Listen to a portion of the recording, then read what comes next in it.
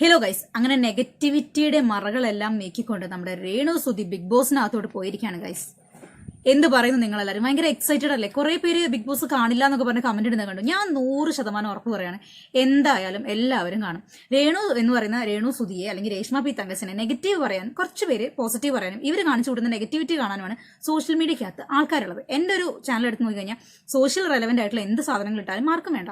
പക്ഷേ രേണു സുധീനെ കുറിച്ചിട്ട് നല്ലത് പറഞ്ഞാലും വേണം, ചീത്തത് പറഞ്ഞാലും വേണം. കൂടുതലായിട്ടും നെഗറ്റിവിറ്റി കേൾക്കാൻ ആഗ്രഹിക്കുന്ന ആൾക്കാരാണ്. അത് നമ്മൾ പറഞ്ഞ് ഉണ്ടാക്കുന്ന നെഗറ്റിവിറ്റി അല്ല, അവർ സോഷ്യൽ മീഡിയക്കകത്ത് കാണുന്ന കാര്യങ്ങൾ, രേണു സുധീനെ കുറിച്ചിട്ട് ഓഡിയൻസ് സോഷ്യൽ മീഡിയക്കകത്ത് കാണുന്ന കാര്യങ്ങൾ മറ്റൊരാൾ പറഞ്ഞു കേൾക്കുന്ന സമയത്ത് അവരത് റിയലൈസ് ചെയ്യുന്നു. ഞാൻ വിചാരിച്ച കാര്യമാണ് ഇവർ പറയുന്നത് എന്ന് റിയലൈസ് ചെയ്തിട്ട് കിട്ടുന്ന ഒരു വ്യൂ ആണത്.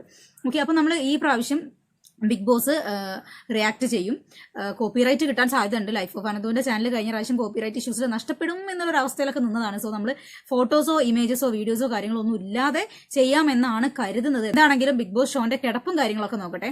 ഈ രേണു സുധീനെ സപ്പോർട്ട് ചെയ്തുകൊണ്ട് നമ്മുടെ പുള്ളിക്കാരി, ഒരു ഫ്രണ്ട് ഉണ്ട് സജീന, പുള്ളിക്കാരി ഒരു പോസ്റ്റ് ഇട്ടിട്ടുണ്ട്. എനിക്ക് തോന്നുന്നത് റിമൂവ് ചെയ്തു, ഇപ്പൊ അത് കാണുന്നില്ല. ഈ ലോകത്ത് എന്റെ ഇത്രയും നാളത്തെ അനുഭവം വെച്ച് പറയുകയാണ്, ഇത്രമാത്രം അവഗണനയും ആക്ഷേപവും അനുഭവിച്ച ഒരു വ്യക്തി അല്ല, ഒരു സ്ത്രീ രേണു സുധിയാണ്. മനസ്സിന്റെ നിയന്ത്രണം കൈവിടാതെ പതറാതെ മുന്നോട്ട് പോകുന്ന ഒരു നിരാരംഭയായ സ്ത്രീ കൂടിയാണ് രേണു. ഉള്ളിലുള്ള വിഷമം ആരെയും അറിയിക്കാതെ ജീവിതം തുഴഞ്ഞ് മുന്നോട്ട് ഇപ്പോൾ ബിഗ് ബോസ് എന്ന മഹാ റിയാലിറ്റി ഷോയിൽ പോയിരിക്കുന്നു. നിങ്ങളുടെ ഇഷ്ടവും സ്നേഹവും സപ്പോർട്ടും ഉണ്ടാവണം. വോട്ട് ചെയ്ത് അവളെ വിജയിപ്പിക്കണം. നെഗറ്റീവ് കമന്റായി ആരും വരണ്ട. ഓക്കേ.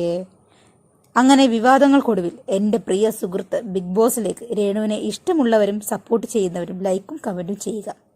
ബിഗ് ബോസിനകത്ത് കയറുന്നതിന് മുമ്പ് തന്നെ മണ്ടത്തരം കാട്ടി എന്ന് വേണമെങ്കിൽ പറയാം. ബിഗ് ബോസ് ഷോയ്ക്ക് ആരൊക്കെ പോകുന്നുണ്ട്, ആരൊക്കെ അതിലെ കണ്ടസ്റ്റൻസ് ആണ് എന്നുള്ള കാര്യം ആരെയും പറഞ്ഞ് അറിയിക്കരുത് എന്നുള്ളതാണ് ഇത്രയും കാലത്തെ പരിചയം വെച്ചിട്ട് എനിക്ക് മനസ്സിലാവാൻ സാധിക്കുന്നത്.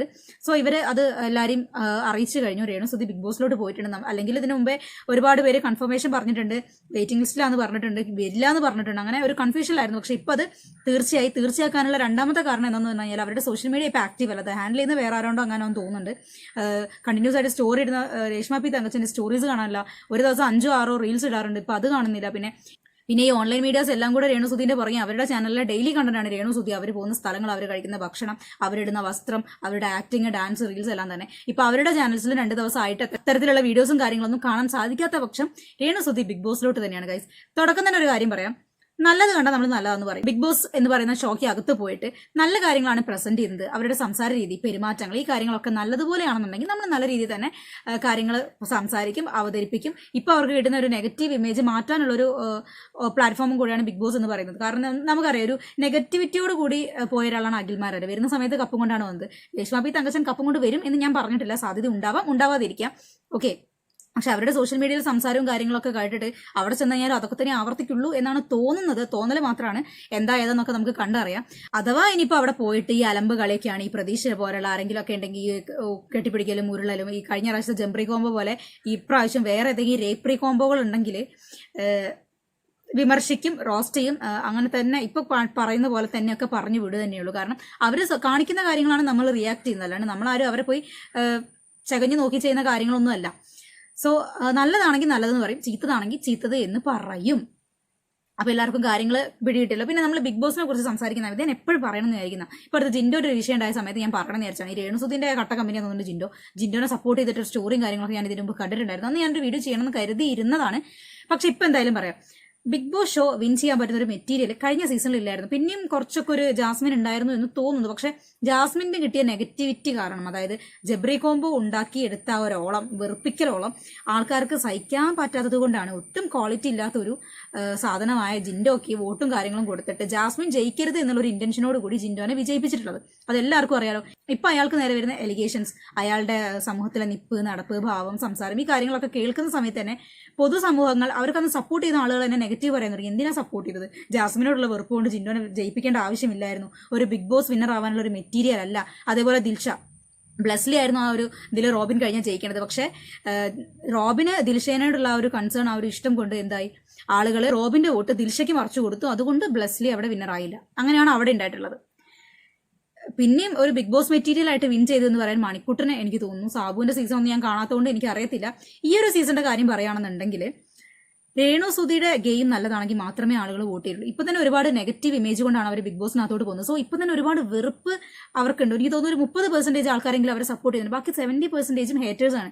അവിടെ ചെന്നിട്ട് അവർ ഈ വെറുപ്പിക്കൽ കളിയൊക്കെ തന്നെയാണ് കളിക്കുന്നുണ്ടെങ്കിൽ അവരെ ഹേറ്റ് ചെയ്യുന്ന ആളുകൾ ഇപ്പോൾ ഒരു ബിഗ് ബോസ് വിന്നർ ആവാനുള്ള ഒരു മെറ്റീരിയൽ അതിനകത്ത് ഇല്ലെങ്കിലും ഇവരെ പുറത്താക്കാൻ വേണ്ടിയിട്ട് അത്തരത്തിലുള്ള ആളുകൾക്ക് വോട്ട് ചെയ്തിട്ട് മാക്സിമം രേണു എന്ന് പറയുന്ന ആളെ പുറത്തേക്ക് ചാടിക്കാനേ നോക്കുള്ളൂ.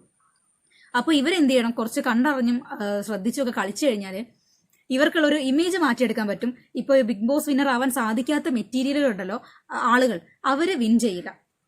അതാണ് ഞാൻ നിങ്ങളിലേക്ക് എത്തിക്കുന്ന പോയിന്റ് കാര്യങ്ങൾ. അപ്പം നിങ്ങൾ ബിഗ് ബോസ് കാണുന്ന ആൾക്കാരാണ് എന്നുള്ള കാര്യങ്ങൾ എനിക്കറിയാം. ഭൂരിഭാഗം ആളുകൾ കേട്ടോ, കുറെ പേരില്ല, കുറെ പേരുണ്ട്. ഞാനും അമ്മയൊക്കെ ബിഗ് ബോസ് കാണും. പക്ഷെ എൻ്റെ പപ്പയ്ക്ക് ഭയങ്കര പ്രശ്നമാണ് ബിഗ് ബോസ്. ഹസ്ബൻഡും അങ്ങനെ ബിഗ് ബോസ് കാണുന്നില്ല. കണ്ടു കഴിഞ്ഞാൽ തന്നെ എന്നെ കളിയൊക്കെ ആക്കും. വീട്ടിലുണ്ടെങ്കിൽ വെക്കാൻ സമ്മതിക്കില്ല. അത് അങ്ങനെ ഒരു ക്യാരക്ടർ. ഓക്കെ, അപ്പൊ നിങ്ങൾ ബിഗ് ബോസ് കാണുന്ന ആൾക്കാരായിരിക്കും. പക്ഷെ രേണു ഉണ്ടെങ്കിൽ കാണില്ല എന്ന് പറയുന്ന ആളുകളൊക്കെ 100% കാണും. എന്താണ് അവരുടെ കളി, എന്താണ് അവരുടെ സംസാരം, അവരെന്തൊക്കെ കാട്ടിക്കൂട്ടുന്നു, അവർക്കെതിരെ എന്തൊക്കെ വിമർശനങ്ങൾ ആളുകൾ പറയുന്നു എന്നുള്ള കാര്യങ്ങളൊക്കെ കേൾക്കാൻ വേണ്ടി ആഗ്രഹിച്ച് നിൽക്കുന്ന ആളുകളൊക്കെ തന്നെയാണ് ഇവര്. എങ്ങനെയായിരിക്കും രേണുവിന്റെ ബിഗ് ബോസിനകത്തോട്ടുള്ള ആ ഒരു എൻട്രി, ഫസ്റ്റ് ദിവസം ഉള്ള ആ ഒരു എൻട്രി, ശേഷമുള്ള അവരുടെ സംസാര രീതികൾ, ഓരോ കാര്യങ്ങളും ഈച്ച് ആൻഡ് വൺ മൊമെന്റ് എന്തൊക്കെയാണെന്ന് അറിയാനുള്ള ത്വര എന്താണെങ്കിലും എല്ലാവർക്കും ഉള്ളിലുണ്ടാവും. നമുക്കൊരു കോണ്ടന്റ് മാത്രമാണ് രേണു സുധി. അതുകൊണ്ട് തന്നെ രേണുമായിട്ട് റിലേറ്റ് ചെയ്ത് എന്ത് കാര്യം വന്നു കഴിഞ്ഞാലും നമ്മൾ സോഷ്യൽ മീഡിയക്കകത്ത് ഇടും, നമ്മുടെ ചാനലിനകത്ത് ഇടും. സ്ട്രൈക്ക് കിട്ടാണ്ട് ഇടാൻ പറ്റുന്ന എല്ലാ രീതിയിലും ഞാനിടും. ഞാൻ പറഞ്ഞ ഇമേജസ് കാര്യങ്ങളൊക്കെ ആയി കഴിഞ്ഞാൽ നമുക്ക് പണി കിട്ടാനുള്ള സാധ്യതയുണ്ട്. സോ നമുക്ക് നമ്മുടെ സംസാരത്തിൽ തന്നെ കാര്യങ്ങൾ എക്സ്പ്ലെയിൻ ചെയ്ത് പോകാൻ പറ്റും എന്നാണ് കരുതുന്നത്. അഥവാ എന്തെങ്കിലും ഇഷ്യൂസ് ഒക്കെ ഉണ്ടെങ്കിൽ തന്നെ നോക്കി കണ്ട് നമുക്ക് കാര്യങ്ങളൊക്കെ ചെയ്യാം. പിന്നെ രേണു സുധീനെ കോണ്ടായിട്ട് വീഡിയോ എടുക്കുന്ന സമയത്ത് ചില ആൾക്കാർക്ക് പൊള്ളുന്ന ആളുകളോട് വല്ല ഓയിൽമെന്റ് കാര്യങ്ങൾ വാങ്ങി തേച്ചോളാനേ പറയാൻ പറ്റുള്ളൂ. ഇനിയിപ്പോൾ ആകെ ഒരു 2 ദിവസം കൂടിയുള്ള ബിഗ് ബോസ് ഷോ തുടങ്ങാൻ വേണ്ടിയിട്ട്. സോ എല്ലാവരും മോസ്റ്റ് അവൈറ്റിംഗ് ആയിരിക്കും എന്ന് എനിക്കറിയാം.